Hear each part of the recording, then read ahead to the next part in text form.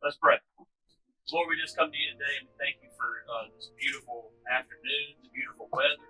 Lord, we're just here to celebrate John and Diana and just this union between them. Lord, we thank you for family and friends who are represented here. And we pray that you would just take tonight. We give it to you in Jesus' name. Amen. Amen. Now, on behalf of John and Diana, it's my privilege just to give you guys a little word of welcome and thank y'all for being here. We know that there's a lot going on in the world, a lot that you could be doing, but you've chosen to be here with us tonight. So they're thankful that you're here to celebrate this big day with them. And I'm honored that they chose me to be part of their big day. Just talk a little bit about John Major and Diana for a second. John Major, I can remember like the first time I met him, he's a few years younger than me. He was my girlfriend's little brother. We had the same hair. And just it's been neat to me to watch him grow in a number of ways. And so I'm really proud of where he's at today and thankful for him as a brother-in-law. And then Diana, of course, I didn't know as long. I got to know her more recently because she's in love with my brother-in-law. And so it's been an honor getting to know Diana and being around her more and more. And my kids love her, and so it's been that's been great for us. I did spend some time with them and ask them questions and challenge them a little bit. I did ask them how they met because I don't think I ever really knew the story, and you may not either. So they actually met through an app. So whoever says you can't find love that way is wrong. And they talked back and forth for a little while, and one of the things that I thought was hilarious, and if you know John, like you know that he's automatically funny, and so that stood out to her immediately. But she asked him, was he local? Because she was living in Florida, and John was living in Tuscaloosa, but he spent a lot of time in Florida at the beach. So his answer was, she told me that if he said that he was not local, she would have moved on because she wanted somebody that was local. But he used the word semi-local, and that kept him in the running. So they talked back and forth, and finally they met for breakfast. And John hates eggs, but for some reason that day he was so nervous he ordered nothing but eggs, and they just sat there on his plate as he entertained Diana, I'm certain. And so I thought that was hilarious. And then so after that he came home and he spent several times going back and forth to Florida, and eventually he convinced her that she needed to move to Tuscaloosa, so she did. I did ask them what they loved most about each other.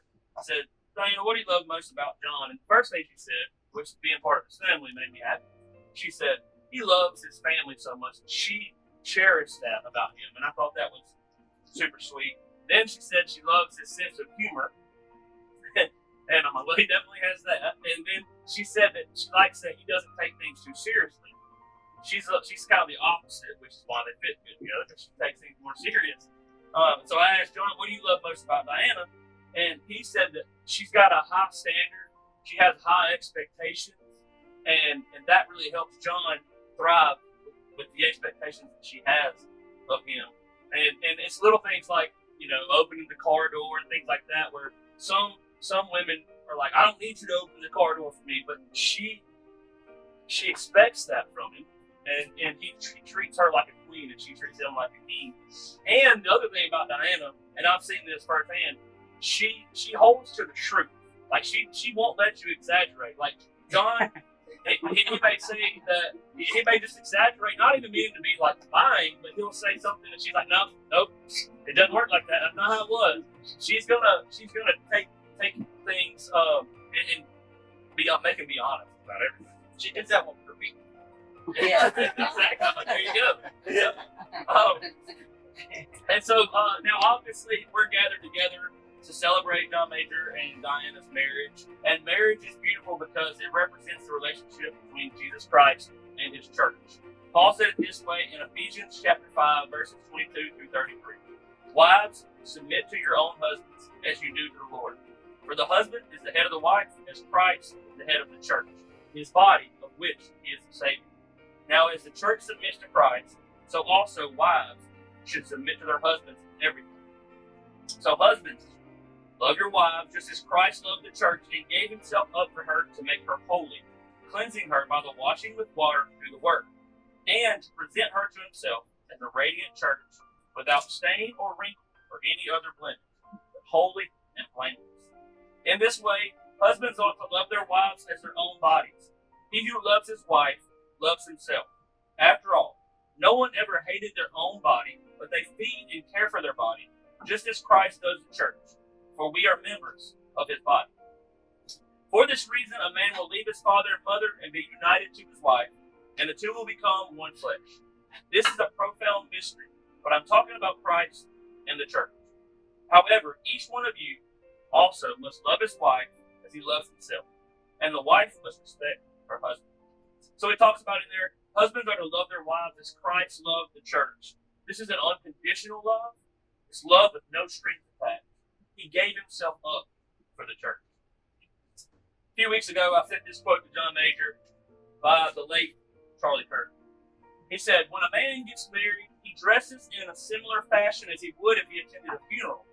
And it's because it is the death. It's the death of the bachelor mindset. It's the death of promiscuity. It's the death of a wandering eye. It's the death of immoral behavior. It's the death of texting girls casually. It's the death of I get to do what I want to do. It's the death of just going to the bar with friends. It's the death of acting like an infant. It's the death of playing video games till 1 a.m. And it's the birth of a man. Wives are to submit to their husbands, and this is submission to a man who leads with servanthood, not lordship. It makes marriage a beautiful picture when the man is dying to himself and serving his wife with vigor and fire and enthusiasm, and she willingly submits to this type of man. The breakdown typically occurs when the man lords over the wife and demands submission instead of living and loving her in such a way that she desires to submit to him. Reading from 1 Corinthians 13, 4 through 8, the love chapter, of course. Love is patient, love is kind. It does not envy, it does not boast, it is not proud, it does not dishonor others, it is not self-seeking, it is not easily angered, it keeps no record of wrongs. Love does not delight in evil, but rejoices with the truth. It always protects, always trusts, always hopes, always perseveres. Love never fails. And verse 13 says, and now these three remain, faith, hope, and love. But the greatest of these is love. John Major and Diana, if it is your desire to continue with these vows, please turn and face each other.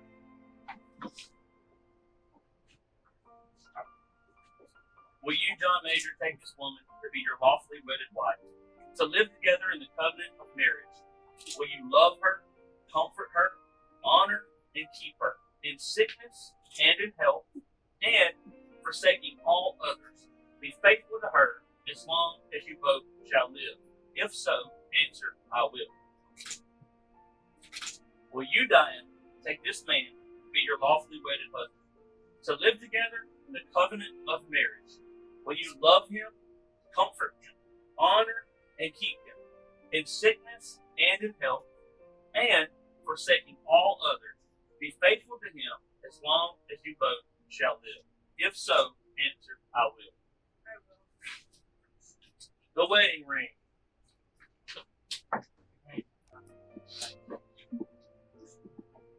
The ring signifies to all the uniting of this man and woman in holy matrimony. The ring is made of gold, which symbolizes the purity of marriage. The ring is designed in an unbroken circle, which signifies never-ending, unconditional love. John?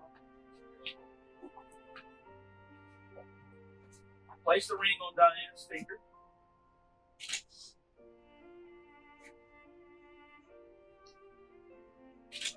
And repeat these vows. With this ring, I pledge my love. With this ring, I pledge my love. I promise to nurture that love. I promise to nurture each day of our life.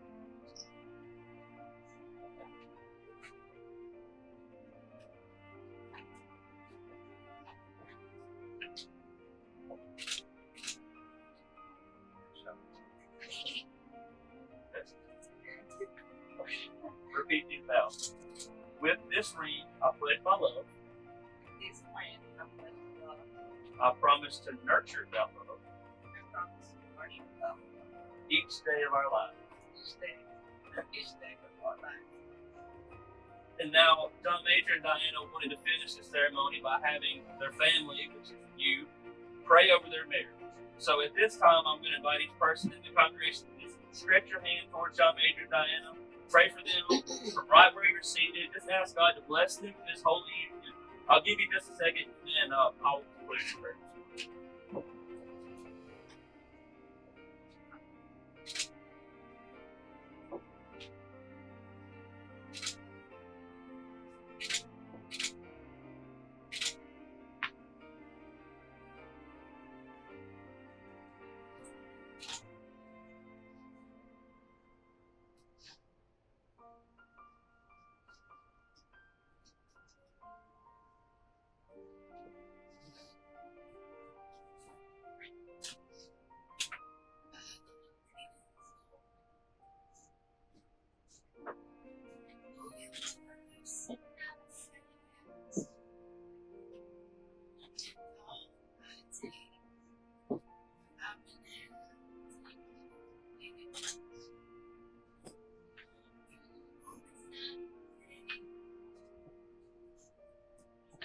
Father, we just come to you again to thank you for this couple.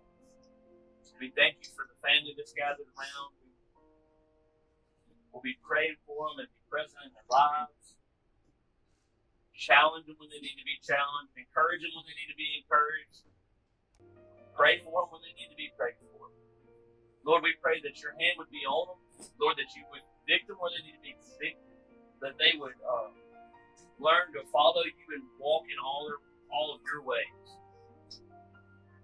Lord, thank you for the special time, for uniting them. We pray that you bless their marriage in a tremendous way, their future together. In Jesus' name, amen. Amen.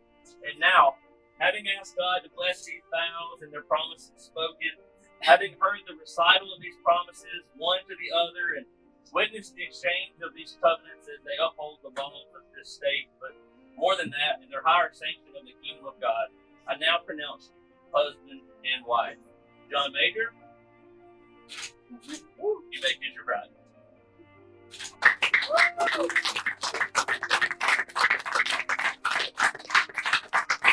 I'm honored to be the first to present Mr. and Mrs. John Major Davis.